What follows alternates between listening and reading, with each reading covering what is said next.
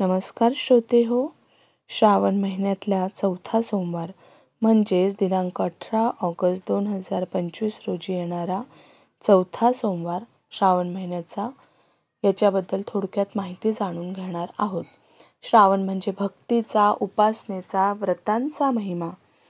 सोमवार म्हणजे शिवाचा दिवस आणि जेव्हा श्रावणातील सोमवार येतो तेव्हा तो शिवभक्तांसाठी अमृततुल्य ठरतो.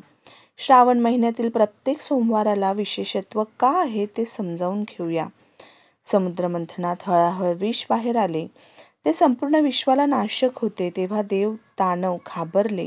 भगवान शिवांनी आपल्या कंठात ते विष धारण केले, त्यामुळे त्यांना नीलकंठ असे म्हटले गेले. तो प्रसंग श्रावण महिन्यात घडला, म्हणूनच श्रावण महिना शिवपूजेसाठी खास महिना मानला जातो. आता उद्या आहे दिनांक 18 ऑगस्ट 2025, श्रावणातला शेवटचा सोमवार. या दिवशी शिवमूठ कोणती आहे, तिचे महत्त्व काय, त्याचप्रमाणे आपण शिवपिंडीवर काय काय अर्पण केले तर आपल्याला काय काय फायदे होऊ शकतात याची थोडक्यात माहिती. आपण पहिल्या सोमवारपासून श्रावणाचं व्रत करत आहोत. आता उद्या येणारा श्रावण सोमवार, त्याची शिवमूठ आहे जव. काही ठिकाणी जव आणि जवस असे वेगवेगळेही वाहिले जातात. जव वाहिले, जवस वाहिले तरीसुद्धा आपली ती आराधना पूर्णच होते. फलप्राप्तीचा आणि समारोपाचा असा दिवस म्हणजे चौथा व शेवटचा सोमवार. हा सोमवार विशेष मानला जातो कारण महिनाभराची साधना येथे येऊन पूर्णत्वास जात असते.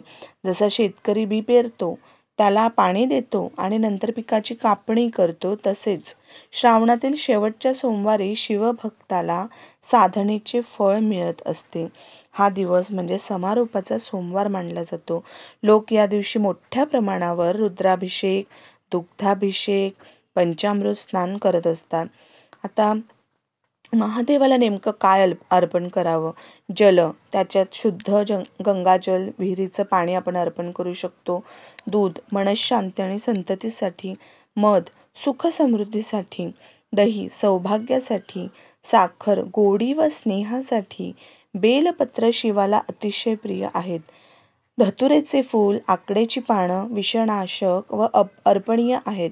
शेवटच्या सोमवारी विशेषतः काळे तीळ, कच्चं दूध, तांदूळ, मध, गोड पदार्थ अर्पण केले जातात. यामुळे पितृदोष देखील नष्ट होण्यास खूप मदत होते.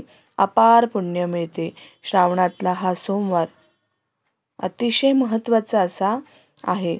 भक्तांना वरदान मिळण्याचा दिवस म्हणून हा मानला जातो. सावित्रीने आपल्या पतीचे प्राण यमराजाकडून परत मिळवले. ती उपासना श्रावण सोमवारच्या व्रताशी देखील जोडली जाते, अशी ही एक आख्यायिका आहे. अविवाहित मुली देखील हा व्रत विशेष शुभ पद्धतीने करतात. त्याच्यामुळे त्यांना भविष्यात चांगला पती, चांगला जोडीदार मिळण्यासाठी मदत होते. सकाळी लवकर उठून स्नान करून स्वच्छ कपडे परिधान करावे. शक्यतोवर सोमवारी पांढरे वस्त्र परिधान करावे. त्याचे आपल्याला खूप चांगलेसे शुभ परिणाम दिसून येतात. शिवलिंगावर जल, दूध, बेलपत्र, फुले, धूप, दीप अर्पण करावे. ओम नमः शिवाय या मंत्राचा शक्यतोवर 108 वेळा मंत्र जप करून, अभिषेक करून बेलपत्र, जल, दूध याने अभिषेक करावा. याचेही आपल्याला खूप अनंत असे पुण्य मिळते. आणि बेलपत्राने अभिषेक करत असताना एक एक बेलपत्र चंदन, दूध याच्यामध्ये बुडवून ते शिवाला अर्पण करत असताना मनापासून, आत्म्यापासून ओम नमः शिवाय या मंत्राचा जप करावा. शिवपिंडीवर काळे तीळ, त्याचप्रमाणे जव, जी आपली उद्याची शिवमूठ आहे, त्याचेही अर्पण करावे. शिवमूठ, जव आणि जवस याच्यामध्ये जरी काहींचा गोंधळ असला तरी आपल्या स्थानिक परंपरेनुसार तुम्ही ते अर्पण करू शकता. देवाला तुम्ही जे काही अर्पण करता ते मनापासून अर्पण करा. मग ते हळद आहे, चंदन आहे. आपण लिंगाची व्यवस्थित यथासांग स्वच्छ धुवून पूजा केली पाहिजे. त्याच्यावर हळद, चंदन सगळं काही अर्पण करून यथासांग विधियुक्त त्याचे पूजन केले पाहिजे.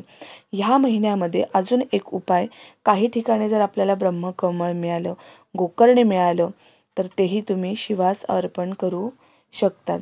त्याचप्रमाणे आपल्याला जर वेळ असला तर आपण शिवलिंगाचं एक प्रकारे सजावट करायची आहे.